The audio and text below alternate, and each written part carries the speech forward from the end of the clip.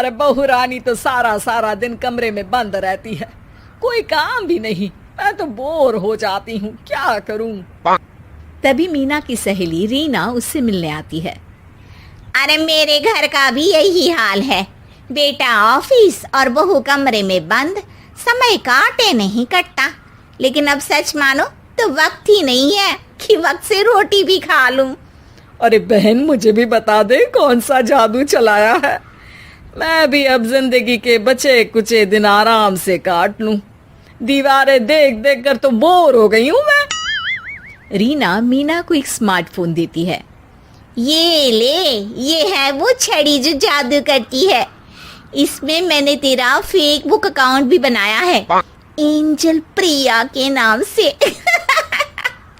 बस अब यहाँ दोस्त बना और सबसे बातें कर। सास को पहले तो उतना समझ नहीं आता है, लेकिन धीरे धीरे वो उसकी आदत डाल लेती है। माँ जी जल्दी से खाना खा लीजिए, मुझे थोड़ा काम है।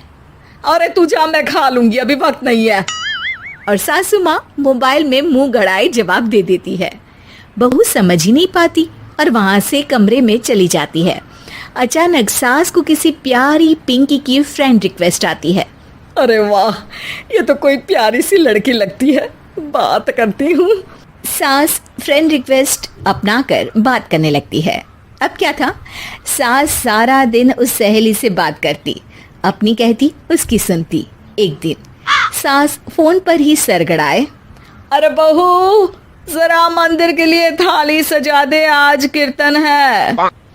बहू फोन पर किसी को मैसेज टाइप करते कहती है, माँ जी क्या है, अब मुझे क्या पता कि आपको कौन कौन से भगवान की पूजा करनी होती है। तभी सास के पास कोई मैसेज आता है। अच्छा अच्छा ठीक है, रहने दे, मैं ही कर लूंगी। अब मैंने मना थोड़ी ना किया है, कर देती हूँ मैं।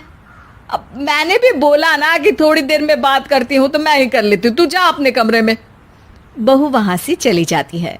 सास मंदिर पहुंचती है और मंदिर की सीढ़ियों पर बैठकर सास फोन पर लिखती है, अरे मेरी बहू सारा दिन अपने कमरे में बैठी रहती है।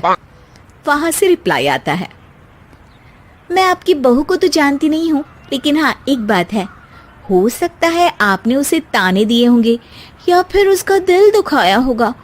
ऐसा करने पर बहुओं का मन ससुराल से हट जाता है। याद रखिए, बहू और बेटी में फर्क होता है।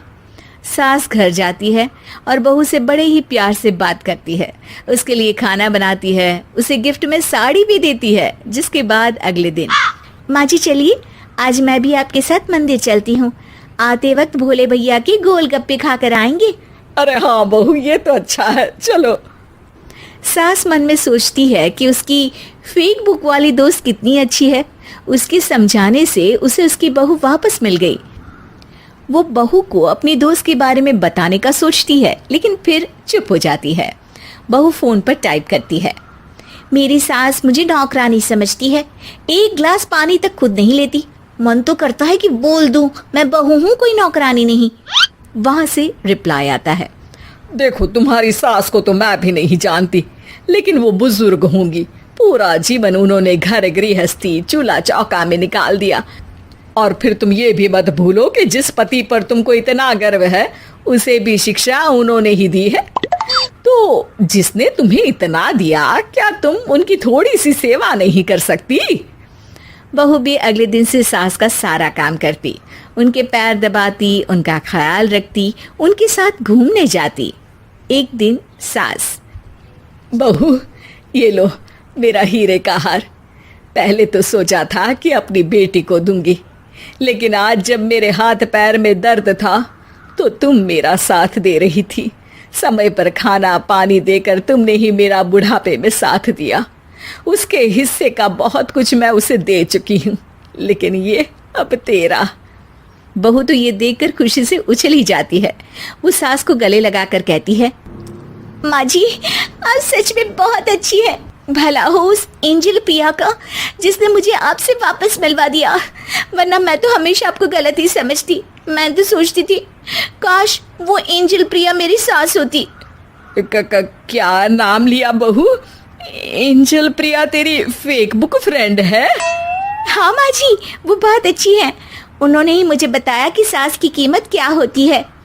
अरे बहू, कहीं तू प्यारी पिंकी तो नहीं? जी माँ जी, मैं ही हूँ प्यारी पिंकी। क्यों? सास बहू को गले लगाकर कहती है। मैं भी यही सोचती थी कि काश प्यारी पिंकी मेरी बहू होती। शुक्रिया बहू। सासू माँ, शुक्रिया तो हम दोनों को फेसबुक और सोशल मीडिया का करना चाहिए, जिसने हम दोनों को एक दूसरे से दिल से मिला दिया। अब तक दोनों को समझ आ गया था कि जो खुशी वो बाहर ढूंढ रहे थे, सच में तो वो उनके घर में ही थी।